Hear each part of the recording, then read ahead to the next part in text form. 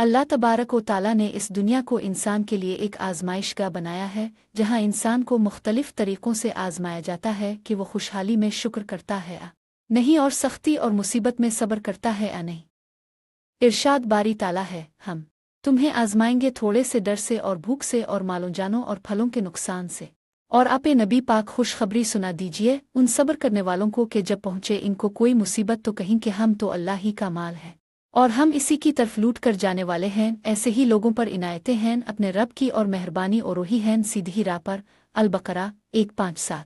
इस्लामी तालीमात के मुताबिक नफस मुआरह और शैतान इंसान के दुश्मन हैं, वो रास को सीधी राह से भटकाने का कोई मौका हाथ से नहीं जाने देते।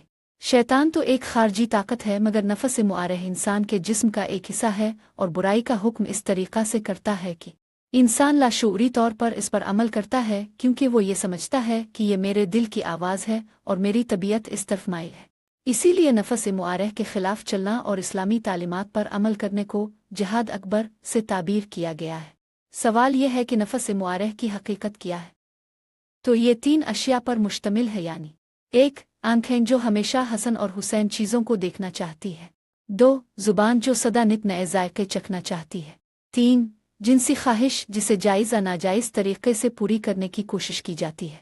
इसीलिए ये देखा जा सकता है कि नफस मुआरह के हुक्मों पर चलने की वजह से पूरी दुनिया में एक फसाद बरपा है। फहाशी, उरियानी, कत्ल व गारतगिरी, चोरी, डाकाजनी, मिलावट, धोखाधड़ी और दूसरों के हुकूक सल्ब करना वगैरह। दुनिया में सबसे पहला कत्ल नफस मुआरह की पैरवी में नाजायज़ जिनसी ख्वाहिश को पूरा करने की वजह से हुआ। सवाल यह है कि नफस मुआरह की बेलगाम ख्वाहिशात पर काबू पाया जा सकता है और इसे कंट्रोल में रखा जा सकता है। तो ऐसा करना मुमकिन है। इरशाद बारी ताला है, तहकीक वो शख्स कामयाब हुआ जिसने अपने नफस को पाक और साफ किया और अल्लाह तबारक व ताला का जिक्र किया और नमाज पढ़ी, मगर तुम दुनियावी जिंदगी को तरजीह देते हो जबकि आखिरत बेहतर और बाकी रहने वाली है। अल-अला 17। उन आयात करीमा से ये साबित होता है कि ईमान और अच्छे अमाल से अपने नफस को पाक और साफ किया जा सकता है और इसे तहजीब के दायरा में रखा जा सकता है, मगर उसके लिए खुलूस नियत के साथ जिदोजहद करना शर्त है।